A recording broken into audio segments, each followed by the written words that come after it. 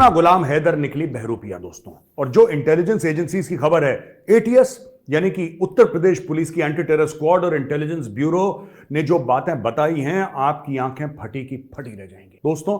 इस औरत को खास तौर से नेपाल में ट्रेनिंग दी गई थी, कैसे आपको किस लहजे से बोलना है, क्या आपका स्टाइल होगा बोलने का। और ये मैं डे वन से कह रहा हूं, डे वन से, जब मैंने पहला वीडियो निकाला था तब देखना, जब मैंने सीमा हैदर की बात करी थी, मैं डे वन से कह रहा हूं कि इसके बोलने का तरीका गलत है। ठीक है, मीडिया भी आपको यही बात बता रहा है। अब इस बात के पुख्ता सबूत मिल गए हैं कि इसको नेपाल में आईएसआई वालों ने ट्रेनिंग दी।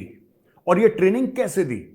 ये ट्रेनिंग इस तरीके से दी कि ह्यूमन स्मगलर्स होते हैं जो बाहर से आते हैं नेपाल में उनको ट्रेनिंग दी जाती है और फिर नेपाल के बॉर्डर से वो लोग भारत आते हैं। तो इनको वॉइस एंड एक्सेंट की, मैंने कल के वीडियो में समझाया था ना किस तरीके से MTI, mother tongue influence, MTI होता, मैंने आपको समझाया था। अगर मैं उत्तर प्रदेश वाला हूं और मैं अगर हिंदी बोलता हूं तो खास लहजे से हिंदी बोलूंगा, आपको पता लग जाएगा कि यूपी वाला है। या फिर अगर कोई उत्तराखंड का है वो हिंदी बोलेगा, या फिर कोई तमिलनाडु का है वो हिंदी बोलेगा, या फिर राजस्थान का कहीं और का, जो भाषा बोलेगा आपको पता लग जाएगा कि अच्छा भाई साहब वहां के रहने वाले हैं।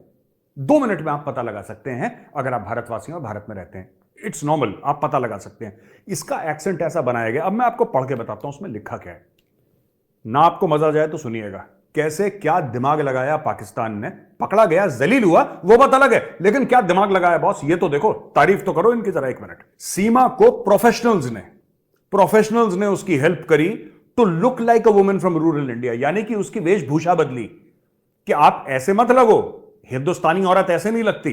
जो गांव में हिंदुस्तानी हिंदू औरत रहती है वो कुछ इस तरीके से, वो तो सचिन मीना बेचारा भोला आदमी, वो बोला क्या, उसकी भी टाइट होनी चाहिए अभी, उसके भी स्क्रू टाइट करे सरकार, लेकिन वो उसने गलती से मुंह से बक दिया कि पाकिस्तानी है, वरना कभी नहीं पकड़ी जाती, ये कभी नहीं पकड़ी जाती दोस्तों। सीमा ने क्या करा कि सीमा को पहले ट्रेनिंग दी गई कि तुम्हारा देखो लुक ऐसा होगा। आप कभी भी देखना, वो जब साड़ी पहनती है, जिस तरीके से वो सर पे पल्लू रखती है, ये टिपिकल उत्तर प्रदेश में, खासतौर से वेस्टर्न यूपी में, ठीक है, आपको जो लेडीज हैं, महिलाएं हैं, आपको ऐसी ही कपड़े पहनते दिखेंगी। आप देखिए ना किस लेवल की ट्रेनिंग हुई है, किस लेवल की ट्रेनिंग हुई है उसको, कि अब देखिए साड़ी अलग है, हमारी वही माताएं, हमारी बहनें जो साउथ में पहनेंगी वो अलग पहनेंगी, ठीक है, जो उत्तराखंड में, हिमाचल में पहनेंगी वो अलग पहनेंगी। उत्तर प्रदेश में भी साड़ी पहनने के अलग अलग तरीके। आप तो बोलेंगे नहीं वो साड़ी तो पहनने का एक ही तरीका, नहीं, अगर आप देखेंगे ध्यान से, किसी पाकिस्तानी आईएसआई के अफसर ने इसके ऊपर डिटेल्ड रिसर्च करी। अब ये देखिए इसको किस तरीके से आपकी वेशभूषा है, आपको कैसे दिखना है, how do you look like a woman from rural India, not someone from a foreign country, according to sources, ये कह रहा है, सूत्रों के हिसाब से ये बताया गया है। दूसरी चीज, सीमा और उसके बच्चों की जो लुक्स हैं उसको केयरफुली फैशन करा गया और उसको इस तरीके से बनाया गया कि अगर कोई सिक्योरिटी वाला पूछे, आप ये सोचिए कि बच्चों को भी ट्रेनिंग दी है, बच्चों को भी ट्रेनिंग दी।